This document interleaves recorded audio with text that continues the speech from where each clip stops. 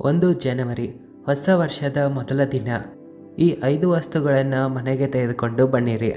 ಎಲ್ಲ ಮನಸ್ಸಿಚ್ಛೆಗಳು ಈಡೇರುತ್ತವೆ. ಸ್ನೇಹಿತರೆ, ನಿಮ್ಮೆಲ್ಲರಿಗೂ ಹೊಸ ವರ್ಷದ ಶುಭಾಶಯಗಳು. ಸ್ನೇಹಿತರೆ, ಇನ್ನು ನಾವು ನಿಮಗೆ ಕೆಲವು ಯಾವ ರೀತಿಯ ವಿಷಯಗಳನ್ನು ತಿಳಿಸ್ಕೊಡ್ತೀವಂದರೆ, ಒಂದು ವೇಳೆ ಇವುಗಳನ್ನು ನೀವು ನಿಮ್ಮ ಮನೆಗೆ ತೆಗೆದುಕೊಂಡು ಬಂದರೆ ಖಂಡಿತವಾಗಿ ತಾಯಿ ಲಕ್ಷ್ಮೀದೇವಿಯ ಕೃಪೆ ಸಿಗುತ್ತದೆ. ಒಂದು ವೇಳೆ ನೀವು ಶ್ರೀಮಂತರಾಗಲಿಲ್ಲ ಅಂದರೆ ಹೇಳಿ. ಆದರೆ ಸ್ನೇಹಿತರೆ, ನಿಮ್ಮಲ್ಲಿ ಒಂದು ನಮ್ಮ ಚಿಕ್ಕ ರಿಕ್ವೆಸ್ಟ್ ಇದೆ. ಕೇವಲ ನೀವು ಈ ವಿಡಿಯೋವನ್ನು ಪೂರ್ತಿಯಾಗಿ ಅರ್ಥ ಮಾಡ್ಕೊಂಡು ನೋಡಿ. ಇಲ್ಲಿ ನಾವು ನಿಮಗೆ ತಿಳಿಸುವಂಥ ಉಪಾಯಗಳನ್ನು ಗಮನವಿಟ್ಟು ಕೇಳಿರಿ. ಇಲ್ಲಿ ತಾಯಿ ಲಕ್ಷ್ಮೀದೇವಿಯ ಅಪಾರವಾದ ಕೃಪೆ ಇವುಗಳ ಮೂಲಕ ನಿಮಗೆ ಖಂಡಿತವಾಗಿ ಸಿಗುತ್ತದೆ. ಜೊತೆಗೆ ಭಗವಂತನಾದ ವಿಷ್ಣುವಿನ ಅಪಾರ ಕೃಪೆ ಕೂಡ ಸಿಗುತ್ತದೆ. ಸ್ನೇಹಿತರೆ, ಇದು ಒಂದು ಯಾವ ರೀತಿಯಾದ ವಿಡಿಯೋ ಆಗಿದೆ ಅಂದರೆ, ಇಡೀ ಯೂಟ್ಯೂಬ್ನಲ್ಲಿ ಇಂಥ ವಿಡಿಯೋ ನಿಮಗೆ ಎಲ್ಲಿಯೂ ಸಿಗೋದಿಲ್ಲ.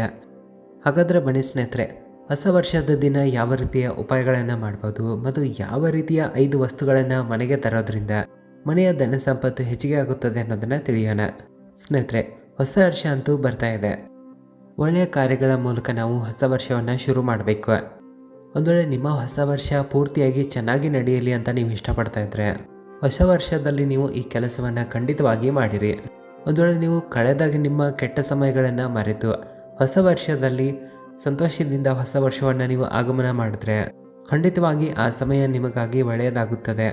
ಸ್ನೇಹಿತರೆ, ನಮ್ಮ ಚಾನಲ್ನ ಉದ್ದೇಶ ಜನಹಿತ ಜನಕಲ್ಯಾಣ ಆಗಿದೆ.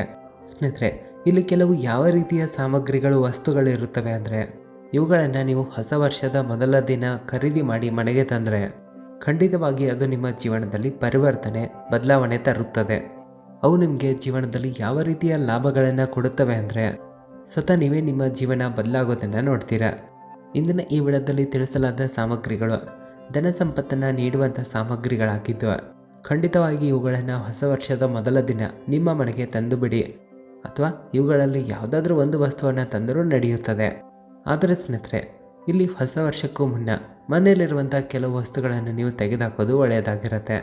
ಆ ವಸ್ತುಗಳನ್ನು ಮನೆಯಲ್ಲಿ ಇಡಬಾರ್ದು. ಹೊಸ ವರ್ಷಕ್ಕೂ ಮುನ್ನ ಒಂದು ವೇಳೆ ಮನೆಯಲ್ಲಿ ಏನಾದರೂ ಹಳೆಯದಾಗಿರುವ ಕ್ಯಾಲೆಂಡರ್ ಇದ್ದರೆ ಅಥವಾ ಕೆಟ್ಟು ಹೋದಂಥ ಗಡಿಯಾರ ಇದ್ದರೂ ಅವುಗಳನ್ನು ಆಚೆ ತೆಗೆದು ಬಿಸಾಕಿರಿ.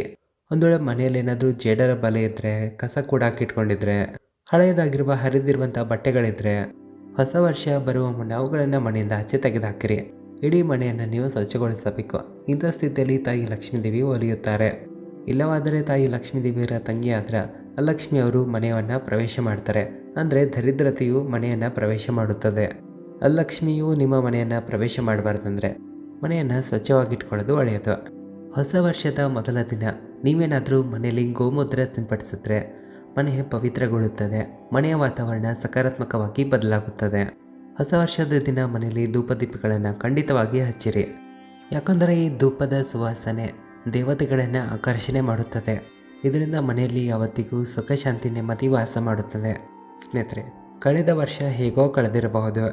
ಒಂದು ವೇಳೆ ನೀವು ಹೊಸ ವರ್ಷವನ್ನು ಖುಷಿಯಾಗಿ ಪ್ರಾರಂಭಿಸಲು ಇಷ್ಟಪಡ್ತಾ ಇದ್ದರೆ ನೀವು ಹೊಸ ವರ್ಷದ ದಿನ ಕೆಲವು ಯಾವ ರೀತಿಯ ಸಾಮಗ್ರಿಗಳಿವೆ ಅಂದರೆ ಇವುಗಳನ್ನು ಮನೆಗೆ ಖರೀದಿ ಮಾಡಿ ತಂದರೆ ನಿಮ್ಮ ಆಧ್ಯಾತ್ಮಿಕ ಉನ್ನತಿ ಆಗುತ್ತದೆ. ಧನ ಸಂಪತ್ತಿನಲ್ಲಿ ವೃದ್ಧಿ ಕಾಣ್ತೀರ. ಸ್ನೇಹಿತರೆ, ಇದು ಕಲಿಯುಗ ಆಗಿದೆ. ಒಂದು ವೇಳೆ ನಿಮ್ಮ ಬಳಿ ಹಣ ಇದ್ದರೆ, ಧನ ಸಂಪತ್ತಿದ್ದರೆ ಜನರು ನಿಮಗೆ ಗೌರವ ಕೊಡ್ತಾರೆ. ಇಲ್ಲಿ ನೀವು ಅದಷ್ಟೇ ಗುಣವಂತ ವ್ಯಕ್ತಿ ಇರಲಿ, ಸಜ್ಜನ ವ್ಯಕ್ತಿ ಇರಲಿ, ಒಂದು ವೇಳೆ ನಿಮ್ಮ ಬಳಿ ಹಣ ಇಲ್ಲ ಅಂದರೆ ಜನ ಕೇವಲ ನಿಮ್ಮ ಮೇಲೆ ನಗುತ್ತಾರೆ, ನಿಮ್ಮನ್ನು ಅಪಹಾಸ್ಯ ಮಾಡ್ತಾರೆ. ಈ ಕಲಿಕಾಲದಲ್ಲಿ ಧನ ಸಂಪತ್ತು ಇರೋದು ತುಂಬ ಇಂಪಾರ್ಟೆಂಟ್ ಇದೆ. ನೀವು ಕಷ್ಟಪಡಿ, ಶ್ರಮ ಪಡಿ, ಇಲ್ಲಿ ಯಾವ ವ್ಯತ್ಯಾಸ ಬೀಳೋದಿಲ್ಲ. ಇಲ್ಲಿ ಶ್ರಮದ ಜೊತೆಗೆ ಕೆಲವು ಯಾವ ರೀತಿಯ ವಸ್ತುಗಳಿವೆ ಅಂದರೆ ಇವುಗಳನ್ನು ಹೊಸ ವರ್ಷದ ದಿನ ಮನೆಗೆ ಖರೀದಿ ಮಾಡಿ ತರೋದ್ರಿಂದ ನಿಮ್ಮ ಶ್ರಮಕ್ಕೆ 4 ಪಟ್ಟು ಹೆಚ್ಚಿನ ಲಾಭಗಳು ಸಿಗುತ್ತವೆ. ಸ್ನೇಹಿತರೆ, ನಮ್ಮ ಕರ್ತವ್ಯ ನಿಮ್ಮೆಲ್ಲರಿಗೂ ಸರಿಯಾದ ದಾರಿಯನ್ನು ತೋರಿಸೋದಾಗಿದೆ. ಈ ಮೂಲಕ ನಿಮ್ಮಲ್ಲಿಯೂ ಆಧ್ಯಾತ್ಮಿಕ ಉನ್ನತಿ ಆಗುತ್ತದೆ. ಹಾಗಾದರೆ ಬನ್ನಿ ಸ್ನೇಹಿತರೆ, 2024ನೇ ಇಸ್ವಿಯಲ್ಲಿ ಹೊಸ ವರ್ಷದ ಮೊದಲ ದಿನ ನಾವು ಯಾವ ರೀತಿಯ ವಸ್ತುಗಳನ್ನು ಮನೆಗೆ ಖರೀದಿ ಮಾಡಿ ತರಬೇಕನ್ನೋದನ್ನು ತಿಳಿದುಕೊಳ್ಳೋಣ. ಎಲ್ಲಕ್ಕಿಂತ ಮೊದಲು ವಿಡಿಯೋವನ್ನು ಲೈಕ್ ಮಾಡಿ, ಕಾಮೆಂಟ್ ಬಾಕ್ಸ್ನಲ್ಲಿ ಓಂ ನಮಃ ಶಿವಾಯ ಹರ ಹರ ಮಹಾದೇವ್ ಅಂತ ಬರೆಯಿರಿ. ಸ್ನೇಹಿತರೆ, ಎಲ್ಲಕ್ಕಿಂತ ಮೊದಲನೆಯ ವಸ್ತು ಮಣ್ಣಿನ ಬಟ್ಟಲು ಅಥವಾ ಯಾವುದಾದ್ರೂ ಮಣ್ಣಿನಿಂದ ರೆಡಿಯಾದ ಪಾತ್ರೆಗಳನ್ನು ಮನೆಗೆ ನೀವು ಖರೀದಿ ಮಾಡಿ ತರಬಹುದು. ಹೊಸ ವರ್ಷದ ದಿನ ಮನೆಯಲ್ಲಿ ಇದನ್ನು ಉತ್ತರ ದಿಕ್ಕು ಅಥವಾ ಈಶಾನ್ಯ ದಿಕ್ಕಿನಲ್ಲಿ ಇದನ್ನು ಇಟ್ಟುಬಿಡಿ. ಇದರಲ್ಲಿ ನೀರು ತುಂಬಿ ಇಟ್ಟರೂ ಕೂಡ ಇದು ಅತಿ ಉತ್ತಮ ಆಗುತ್ತದೆ. ಸಾಧ್ಯ ಆದರೆ ಇದರ ಮುಂದೆ ಖಂಡಿತವಾಗಿ ನೀವು ಒಂದು ತುಪ್ಪದ ದೀಪವನ್ನು ಹಚ್ಚಿರಿ. ಒಂದು ವೇಳೆ ಈ ಮಣ್ಣಿನ ಗಡಿಗೆಯನ್ನು ಅಥವಾ ಪಾತ್ರೆಯನ್ನು ಮಾರ್ಕೆಟ್ನಿಂದ ಖರೀದಿ ಮಾಡಿ ತೆಗೆದುಕೊಂಡು ಮನೆಗೆ ಬರ್ತಾ ಇದ್ದರೆ ಇದರಲ್ಲಿ ಅಕ್ಕಿಯನ್ನು ತುಂಬಿಕೊಂಡು ಬನ್ನಿರಿ. ಜೊತೆಗೆ 1 ರೂಪಾಯಿ ನಾಣ್ಯ ಕೂಡ ಇದರಲ್ಲಿ ಹಾಕಿರಿ. ಇದು ಅತ್ಯಂತ ಶುಭ ಆಗಿರುತ್ತದೆ. ಇನ್ನು 2ನೇದಾಗಿ ಹೊಸ ವರ್ಷದ ದಿನ ದಕ್ಷಿಣಾವರ್ತಿಯ ಶಂಖವನ್ನು ಖಂಡಿತವಾಗಿ ಖರೀದಿ ಮಾಡಿಕೊಂಡು ತನ್ನಿರಿ. ಸ್ನೇಹಿತರೆ, ಯಾವಾಗ ದೇವತೆಗಳು ಮತ್ತು ಅಸುರರ ನಡುವೆ ಸಮುದ್ರ ಮಂಥನ ಆಗಿದ್ದವ ಆಗ 14 ರತ್ನಗಳು ಸಮುದ್ರದಿಂದ ಆಚೆ ಬಂದಿದ್ದವು. ಅವುಗಳಲ್ಲಿ ಸಹ ಒಂದು ಶಂಖ ಇದೆ. ಶಂಖಗಳಲ್ಲಿ ಅತ್ಯಂತ ಶ್ರೇಷ್ಠ ದಕ್ಷಿಣಾವರ್ತಿ ಶಂಖವೂ ಆಗಿದೆ. ಹೊಸ ವರ್ಷದ ಮೊದಲ ದಿನ ಮನೆಯಲ್ಲಿ ಈ ಶಂಖವನ್ನು ಇಡೋದ್ರಿಂದ ಧನಧಾನ್ಯದ ಕೊರತೆ ಆಗೋದಿಲ್ಲ. ಹಾಗಾಗಿ ಖಂಡಿತವಾಗಿ ಹೊಸ ವರ್ಷ ಖರೀದಿ ಮಾಡಿ ತನ್ನಿರಿ. ಯಾವಾಗ ವ್ಯಕ್ತಿಯು ದರಿದ್ರತೆಯಲ್ಲಿ ಇರ್ತಾನೋ ಕೆಲವರಿಗೆ ವ್ಯಾಪಾರದಲ್ಲಿ ನಷ್ಟ ಆಗುತ್ತೆ, ಆರ್ಥಿಕ ಸಮಸ್ಯೆಗಳು ಕಾಡ್ತಾ ಇರುತ್ತವೆ. ಇಂಥ ಸ್ಥಿತಿಯಲ್ಲಿ ದಕ್ಷಿಣಾವರ್ತಿ ಶಂಖವನ್ನು ತೆಗೆದುಕೊಂಡು ಬಂದು ಸಾಲಿಗ್ರಾಮ ಅಥವಾ ತಾಯಿ ಲಕ್ಷ್ಮೀದೇವಿಯ ಮೂರ್ತಿಗೆ ಈ ಶಂಖದಿಂದ ಅಭಿಷೇಕವನ್ನು ಮಾಡಿದ್ರೆ ಉತ್ತಮ ಫಲಗಳ ಪ್ರಾಪ್ತಿಯಾಗುತ್ತದೆ. ಇಲ್ಲಿ ಅಭಿಷೇಕವನ್ನು ಬೇಕಾದರೆ ನೀವು ಗಂಗಾಜಲದಿಂದ ಮಾಡಬಹುದು, ಸಾಧಾರಣವಾದ ನೀರಿನಿಂದಲೂ ಸಹ ಮಾಡಬಹುದು. ಆ ಉಳಿದ ನೀರನ್ನು ನೀವು ಮನೆಯಲ್ಲಿ ಸಿಂಪಡಿಸಿದ್ರೆ ಧನಧಾನ್ಯದ ಕೊರತೆ ಆಗೋದಿಲ್ಲ.